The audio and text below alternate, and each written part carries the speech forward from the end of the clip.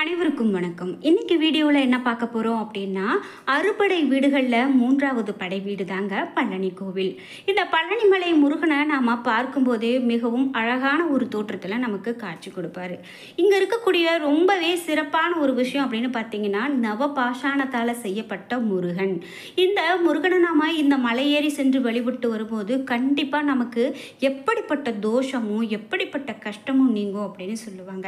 அப்படிப்பட்ட இந்த பழனி தண்டாயுதபாணி கோவிலில் இன்றும் நடக்கக்கூடிய மிக பெரும் ஆச்சரியமான தகவல்களை தான் நம்ம இந்த வீடியோவில் பார்க்க போகிறோம். வீடியோ கண்டிப்பாக உங்களுக்கு ரொம்ப பயனுள்ளதாக இருக்கும். கடைசி வரைக்கும் ஸ்கிப் பண்ணாமல் முழுசாக பாருங்கள். இந்த வீடியோவை பார்த்துட்டு இருக்கக்கூடிய நீங்கள் பழனி தண்டாயுதபாணிக்கு அரோகரா என்ற வாசகத்தை கமெண்ட் பாக்ஸில் பதிவிட்டுட்டே வீடியோவை பாருங்கள். நீங்கள் இன்னும் உற்சாகம் டிவி சேனலை சப்ஸ்கிரைப் பண்ணாமல் இருந்தால் சப்ஸ்கிரைப் பண்ணிக்கோங்க. கூடவே இருக்க பெல்லைக்கான மறக்காமல் கிளிக் பண்ணிடுங்க. வாங்க வீடியோக்குள்ளே போகலாம்.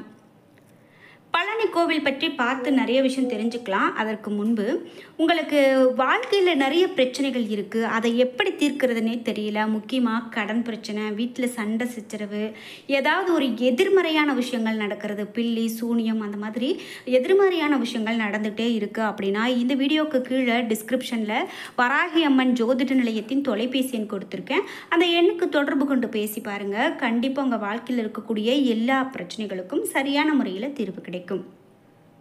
நாம் இப்போ பழனி கோவில் பற்றி பார்த்துட்டு இருக்கோம். ஒரு நாளைக்கு 6 முறை தண்டாயுதபாணிக்கு அபிஷேக அலங்காரங்கள் செய்யப்படுதுங்க. இது 5 முதல் 7 நிமிடத்துக்குள்ள முடிந்து விடுமா. அபிஷேகம் முடிஞ்சு அலங்காரம் செஞ்சுட்டாங்க அப்படின்னா பிறகு அடுத்த அபிஷேகம் வர மாலை சாற்றுவதோ பூக்கள் அர்ச்சனை செய்வதோ கிடையாது அப்படின்னு சொல்றாங்க. இதே போல இரவுல முருகப்பெருமானுடைய மார்புல மட்டும் வட்ட வடிவில் சந்தன காப்பு சாட்டப்படுது. விக்கிரகத்தின் புருவங்களுக்கு இடையில ஒரு பொட்டு அளவுக்கு சந்தனம் வைக்கப்படும். முன்னொரு காலத்தில் சந்தன காப்பை முகத்திலும் சாத்தி வழிபட்டிருக்காங்க அப்படின்னு சொல்லப்படுது. பின்னால் தான் இந்த முறை மாற்றப்பட்டிருக்கிறது என்றும் ஒரு தகவல் இருக்குங்க. நீங்கள் சமீபத்தில் பழனி கோவிலுக்கு போயிட்டு வந்திருக்கீங்க அப்படின்னா மறக்காமல் உங்களுடைய கருத்துக்களை கமெண்ட் பாக்ஸில் பதிவிட்டுருங்க. அது மட்டும் இல்லாமல் பழனியில் நான் இந்த ஒரு அற்புதத்தை பார்த்து நான் வியந்து போனேன் அப்படின்னு உங்களுடைய வாழ்க்கையில் நடந்த சுவாரஸ்யமான தகவல்களை கமெண்ட் பாக்ஸில் பகிர்ந்து கொள்ளுங்கள்.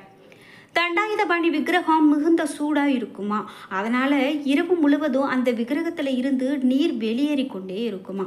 இந்த நீரானது அபிஷேக தீர்த்தத்தோடு கலந்து காலை அபிஷேகம் நடக்கும்போது அங்கே இருக்கக்கூடிய பக்தர்களுக்கு பிரசாதமாக விநியோகம் செய்கிறாங்க. இது தீராத நோயை கூட தீர்க்கவல்ல தீர்த்தம் அப்படின்னு சொல்லலாங்க. தண்டாயுதபாணி சிலையில் நெற்றியில் ருத்ராட்சம், கண், மூக்கு, வாய், தோள்கள், கை விரல் போன்ற மிக அற்புதமான ஒளியால் செதுக்கப்பட்டது போல தெளிவாக இருக்கும். இது போகருடைய கைவண்ணம் அப்படின்னு சொல்லலாம். அந்த சிலையை சுற்றி எப்போதும் ஒரு விதமான சுகந்த மனம், அதாவது இதுவரைக்கும் இந்த ஒரு வாசனையை நான் எங்கேயுமே வெளியில் உணர்ந்ததே இல்லை அப்படின்னு சொல்லக்கூடிய அளவிற்கு ஒரு மனம் பரவி இருக்கும். அந்த சிலையை செய்ய போகர் எடுத்துக்கொண்ட நாட்கள் 9 வருடங்கள். அம்பாள், முருகர், அகத்தியர் இவர்களோடு உத்தரவுக்கு பிறகுதான் போகர் இப்படி ஒரு சக்தி வாய்ந்த சிலையை செய்ய முயற்சி எடுத்திருக்கிறார் அப்படின்னு சொல்கிறாங்க. நினச்சி பாருங்க, அந்த காலத்தில் எந்த விதமான தொழில்நுட்பமும் இல்லாத அந்த காலத்தில் எப்படி ஒரு அதிசயம். இன்றைக்கும் நாம் வியந்து தான் பார்க்குறோம். இன்றைக்குமே இது எப்படி நடந்திருக்கோம் அப்படிங்கிறத நம்ம வியப்புக்கு உள்ளாகி பார்க்கக்கூடிய ஒரு விஷயத்த அன்னைக்கே போகரால் நிகழ்த்தப்பட்டிருக்கு அப்படின்னு சொல்லலாம். இதற்காக 4000க்கும் மேற்பட்ட மூலிகைகளை பல இடங்களில் இருந்தும் தெரிவு செய்து கொண்டு வந்திருக்காங்க. 81 சித்தர்கள் இந்த நவபாஷாணத்தை போகர் சொற்படி தயார் பண்ணினார் அப்படின்னு சொல்லலாம். போகர் இகபரத்தில் இருக்கும்போது தன்னுடைய மனைவிக்கு கொடுத்த வாக்கை நிறைவேற்ற முருகனை மேற்கு திசை நோக்கி பிரதிஷ்டை செய்தார் அப்படின்னு ஒரு கருத்து இருக்குங்க. இதனால் மலைநாட்டில் உள்ளவங்களுக்கு பழனி முருகன் குலதெய்வம் ஆனார் அப்படின்னு சொல்லுவாங்க.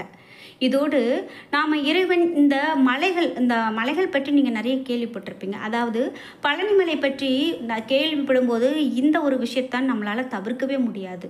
ஒரு சமயம் கைலாயத்தில் பழனி மலையும் இடும்பன் மலையும் சிவகிரி, சக்திகிரி என 2 பிரிவுகளாக இருந்ததாம். இறைவன் இந்த 2 மலைகளையும் அகத்தியருக்கு தந்தருளினாராம். மேலும் தன்னகத்தே 2 மலைகளையும் பொதிகைக்கு கொண்டு வருமாறு அகத்திய பெருமான் இடும்பனுக்கு கட்டளையிட அவற்றை இடும்பன் கொண்டு சென்றாராம்.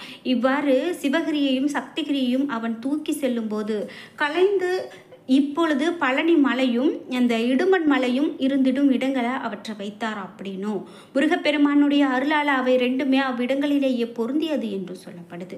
மீண்டும் அவற்றை தூக்க முற்பட்ட போது இடும்பனால அவற்றை தூக்கவோ நகர்த்தவோ இயலாமல் போனதாம். இந்த நிலையில குமரபெருமான் அம்மையப்பன் தனக்கு ஞானப்பழத்தை தராமையால சினம் கொண்டு சிவகிரி மலை மீது எழுந்தருளினார் அப்படின்னு சொல்லப்படுது. மேலும் பாலகனான குராமரத்தடியில் தோன்றினாராம். மேலும் இது கண்ட இடும்பரசன் தன்னால் மலைகளை மீண்டும் தூக்கிட இயலாமல் போனதற்கு குமரனே காரணம் அப்படின்னு எண்ணி கடும் கோபம் கொண்டவனா அவரை எதிர்த்து போரிட துவங்கினாராம். குமர கடவுளுக்கும் அசுரனுக்கும் கடும் போர் நடந்ததாம். முடிவில் அசுரன் குமரனால் வதைக்கப்பட்டாராம். தன்னுடைய கணவன் உயிர் நீத்ததை கண்டு வருந்திய இடும்பன் மனைவியான இடும்பே குமர கடவுளிடம் தன்னுடைய கணவனை மீண்டும் உயிர்ப்பித்து தருமாறு வேண்ட அவரும் அவ்வாறே செய்தருளினாரா. உயிர் பிழைத்து எழுந்த இடும்பன் குமரப்பெருமானிடம் 2 வரங்களை கேட்டாராம். அவை முருகப்பெருமானின் சன்னதியில காவல் இருக்க தனக்கு ஒரு இடம் வேண்டும் என்பதுதான். மேலும் 2 மலைகளையும் தூக்கி வந்தது போன்று இந்த தலத்திற்கு பக்தர்கள் 2 காவடிகளோடு வருகிறாங்க. அவர் தன்னுடைய பிரார்த்தனைகளை நிறைவேற்ற வேண்டும் அப்படிங்கிறது தான். இடும்பனுடைய வேண்டுகோளின்படியே குமரப்பெருமானும் இந்த வரங்களை கொடுத்தார் அப்படின்னு சொல்லலாம். அப்படி மிக பெரும் சிறப்புகளை கொண்டது தாங்க இந்த பழனிமலை. கண்டிப்பாக நாம் முருகப்பெருமானுடைய அறுபடை வீடுகளுக்கும் சென்று வழிபட்டுட்டு வர்றது மிகவும் நல்லது அப்படின்னு சொல்லுவாங்க. அதில் குறிப்பாக நான் இது வரைக்கும் இந்த கோவிலுக்கு போனதில்லை அப்படின்னு நீங்கள் சொல்கிறீங்களா? மறக்காமல் உங்களுடைய கருத்துக்களை கமெண்ட் பாக்ஸில் பதிவிடுங்க. அதே போல் நீங்கள் கண்டிப்பாக முருகன்கிட்ட வேண்டிக்கோங்க, அறுபடை வீடுகளுக்கும் உங்களை அழைப்பார். பழனி முருகன் கோவில் திருவிழாக்களுக்கு பெயர் பெற்ற ஊர். இங்கு ஆண்டுதோறும் தைப்பூசம், பங்குனி உத்திரம், சூரசம்ஹாரம் ஆகிய விழாக்கள் விமர்சையாக கொண்டாடப்படுது. குறிப்பாக தைப்பூசம் திருவிழாவில் லட்சக்கணக்கான பக்தர்கள் தமிழகம் முழுவதும் இருந்து இந்த கோவிலுக்கு வந்து செல்வதை நம்மளால் பார்க்க முடியும். இந்த கோவிலில் தங்கத்தேர் வழிபாடு அப்படிங்கிறது மிக பெரும் சிறப்புங்க. குறிப்பிட்டு மலைக்கோவில், பெரியநாயகி கோவில், திரு ஆவினன்குடி கோவில் ஆகிய 3 கோவிலுமே தினசரி காலை 6 மணியில இருந்து 9 மணி வரைக்கும் திறந்திருக்கும் அப்படின்னு சொல்லலாம். மேலும் இந்த தலத்துடைய சிறப்பு அப்படின்னு பார்த்தீங்கன்னா, குடும்பத்தில் சந்தோஷம், தொழில் இவையெல்லாம் செழிப்பதற்காக செல்வம் பெருக இந்த கோவிலில் அதிக அளவில் பக்தர்கள் பல்வேறு வேண்டுதல்களை நிறைவேற்றி முருகனை வேண்டிக் கொள்கிறாங்க. பொதுவாக குழந்தைகள் தாயிடம் பிறந்து தந்தையிடம் அடைக்கலம் பெறுவாங்க. ஆனால் இந்த முருகனோ தந்தையினுடைய நெற்றிக் கண்ணில் இருந்து உதித்து தாய் பார்வதியின் அரவணைப்பில் வளர்ந்தாராம். முருகன் பெற்றோரிடம் கோபித்து கொண்டு வந்து நின்ற தலம் என்பதால் இந்த பழனி மலையடிவாரத்தில் இருக்கக்கூடிய திரு ஆவினன்குடி தலமே 3ஆம் படை வீடு அப்படின்னு அழைக்கப்படுது. இந்த கோவிலில் வழங்கப்படக்கூடிய இந்த பழனி பஞ்சாமிர்தம் அப்படின்னு பார்த்தீங்கன்னா மிக பெரும் சிறப்பு வாய்ந்தது அப்படின்னு சொல்லலாம். பஞ்சாமிர்தம் அப்படின்னு சொன்னாவே முதல்ல நமக்கு பழனி தான் ஞாபகம் வரும். பழனி பஞ்சாமிர்தம் பக்தர்கள் மத்தியில் ரொம்பவே விசேஷமான பிரசாதம் அப்படின்னு சொல்லலாம். பழனி முருகன் முதல்ல பக்தர்கள் வேண்டுதல்கள் மற்றும் தெய்வ வழிபாடுகள் செய்ய நாம் வந்து செல்ல ஒரு புண்ணிய தலமாக விளங்கியிருக்கு. காலப்போக்கில் பழனி மலை கோவிலுக்கு தமிழகத்தின் பிற மாவட்ட சுற்றுலா பயணிகள் மட்டும் இல்லாமல் வட மாநிலங்கள் மற்றும் வெளிநாட்டு சுற்றுலா பயணிகளும் வர துவங்கி இருக்காங்க. சுற்றுலா பயணிகள் மலை கோவிலை சுற்றி பார்க்க தமிழக அரசு நிறைய உதவிகளை செய்திருக்கு, நிறைய ஏற்பாடுகளை செய்திருக்கு அப்படின்னு சொல்லலாம்.